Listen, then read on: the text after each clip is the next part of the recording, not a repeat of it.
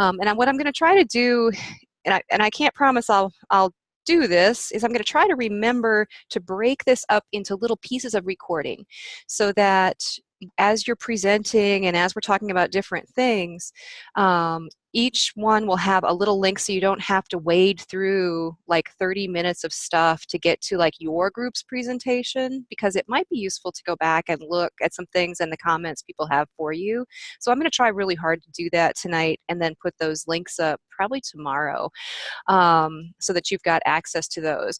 But tonight what we're going to be doing is primarily focusing on your non-graded presentations of what you've learned so far, right, as part of this needs assessment and strengths assessment process. And then we're going to be utilizing the RISE feedback model to give all the groups feedback. So you should, let me see, I'll share my screen. You should have gotten this from me today. Does that look familiar? Yep, I think I sent it in 92 different ways and clogged up your email boxes for the rest of time to make sure you had it. So what you're going to do to make this clear is that group 2 is going to be the first one to present.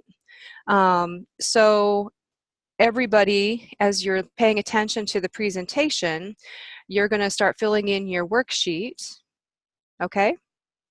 And then what you're going to do is we're going to, as they're presenting, you can just take some notes. And then we're going to take just a minute or two for people to come up with feedback that works with that reflect, inquire, suggest, and elevate model. Now, it could be that you can't articulate that all verbally the way you want to tonight, but I want you to take time to fill that out, and then you're going to send these, you're going to put these in a link that I've set up. Let me show you that on Module 6. Okay, you should be able to see that, right? Where it says RISE feedback. Everybody see that? Yeah?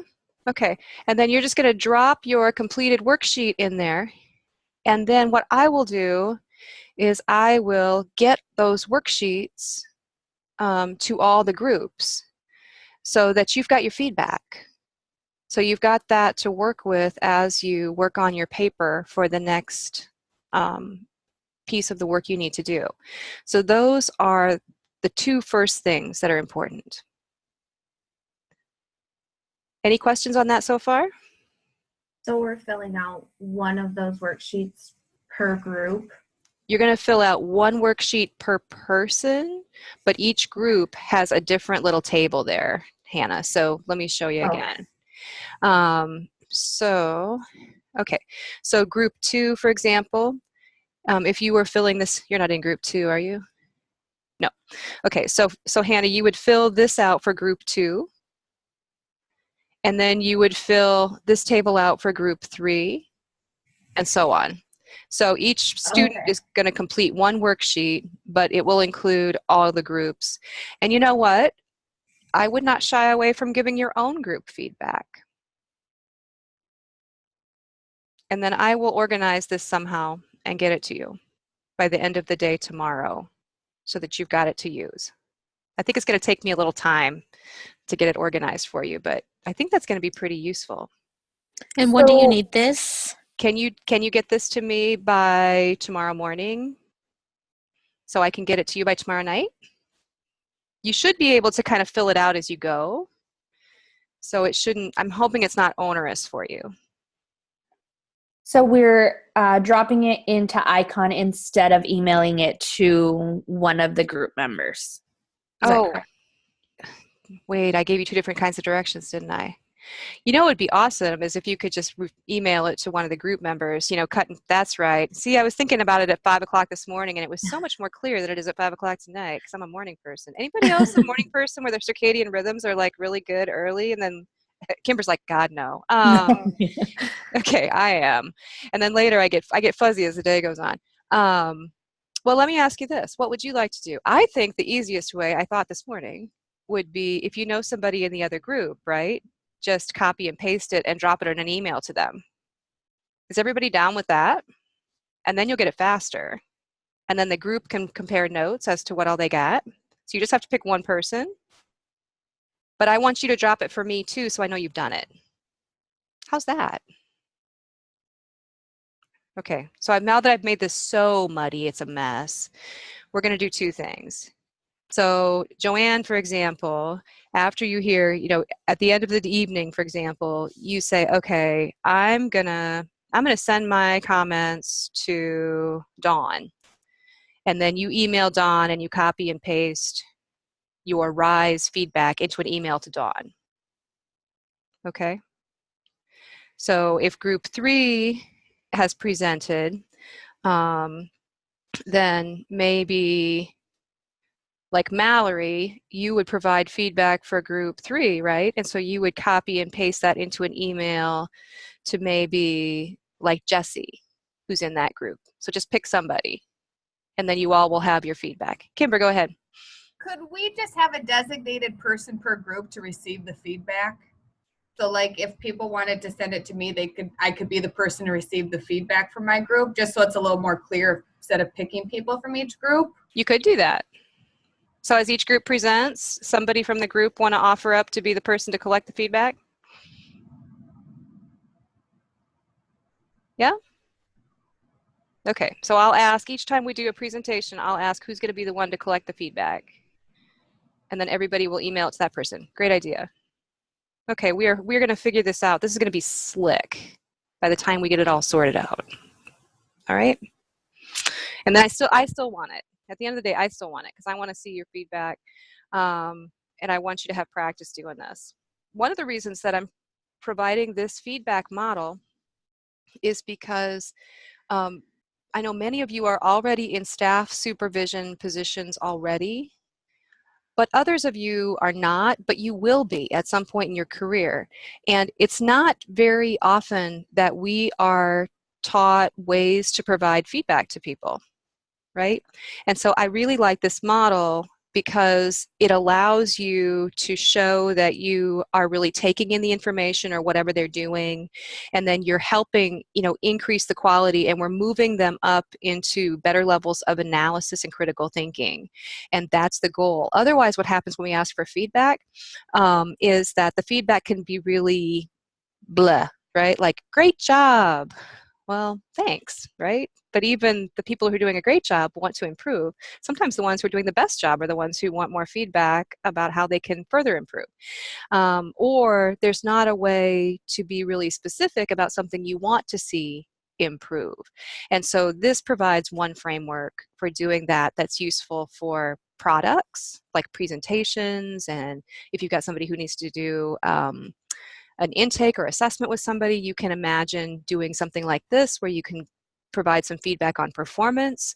You could also provide feedback on how people are working with colleagues, because you can utilize these things. And then the language around it I like because it allows people to understand there's concrete ideas here, and I'm joining with you about how I'm helping to partner for enhanced performance on your end. Okay, so that's why we're going to practice it. And if at the end of this class you're like, I hate this model, you never have to use it again, that's fine, but we're going to practice with it for now. Any questions about that now that we've got this all figured out? Yeah. So I did it by like who's presenting first, like group 1 is hospice end of life. Is that okay to do it that way instead of by like group number that you had on the sheet? Sure, because we decided to go with that idea of sending that feedback right to that group, so it should be okay. As long as it gets to the right group. And then another thing I had is I think you had that big group that's split into 2.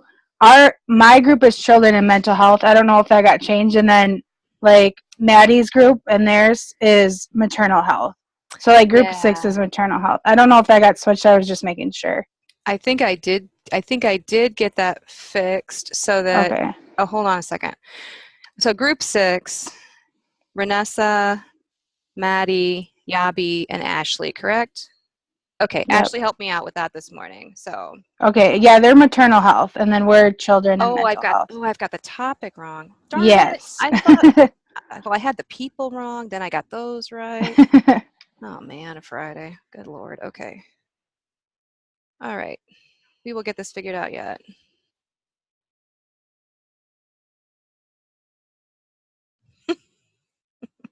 You know, I would say, and this is not like a poor Julia moment at all, but I'll tell you what, teaching is like the best development of my humility that I've ever had in my whole life. It's awesome. All these people helping you grow and helping you with stuff that you're doing wrong. So it's great. You get a lot of feedback this way. It's good. And I appreciate it. Keep it up.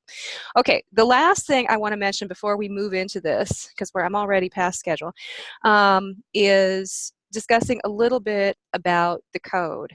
So I was looking at your discussion from last week, and I love the way you're bringing the code in to applying it to other areas of the work that's presented in the readings and the stuff that you're doing. And this actually has some bearing on what we're going to do tonight in the second part of class, where you all are going to work in your groups to assess how you're doing so far. Like what's working, what's not working, what you want to change, what you want to keep, and that kind of thing. And I think it fits so well with some of the areas of the code that you covered for the last week, and then, or the week before spring break, and then this coming week. So I just want to take a quick look at those. We don't have a lot of time to visit about it. Let's see.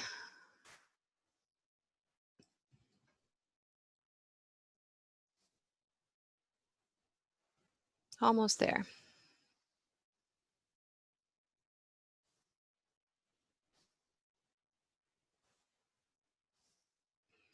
Okay, so we are talking about, and have been for a little bit, social workers' ethical responsibilities to colleagues, right? And you, in your discussions, applied and discussed, respect and confidentiality and interdisciplinary collaboration and disputes involving colleagues and consultation. And all of those things are so germane to the work that you've been doing. Because what we do in this class is we create a fairly artificial and small, somewhat pressure-filled container to do collegial collaboration, and then we put a grade on it, right? That's the pressure part, as well as the time frame. So as you are thinking about the work that you're doing from here on out, it's like, how do we in our groups continue to or improve our game when it comes to how we treat each other with respect, how we work with confidentiality. So if, how do we talk about what's happening in our group with other people? And this is not something where people are like, oh no, somebody's in trouble and she's talking in veiled ways. It's not like that at all. This is just some patterns and themes that arise in all kinds of work that we do when we're doing some high level work here. Interdisciplinary collaboration, that's a little different because we're expecting that you all have that same basic code of ethics, but that's different when it comes to, work that, for example, you would do in a hospice team, or in a team where you've got doctors or nurses, or you've got political folk or whatever. But what we can think about there in the interdisciplinary collaboration is we can think about the different backgrounds and perspectives on the work and how it should be done and who should do it and that kind of thing. So whoops, I suddenly lost that. I don't want to dwell on that too much, and apparently NASW is done with me here. But I just want to point out that what you're doing is you are figuring out, how do I make this really challenging mandate of living the code, how do I make that work in these smaller but important details with my colleagues? So I think that's something to think about as you take that lens, okay? Any questions from here? All right. I am going to give the floor to group 2. And I'm going to be timing you. And in the chat, I'm going to, let's see, let's take a minute and talk about this. How would people like a time signal, or would you like a time signal? Yeah, you would like a time signal? Should I just chime in and say 2-minute warning? Would that work best? We'll do that. And then I'm going to cut you off at 10 minutes. Okay? So don't speak fast, but use your time well. All right, so group 2, you are up first, and I'll let you know when to begin.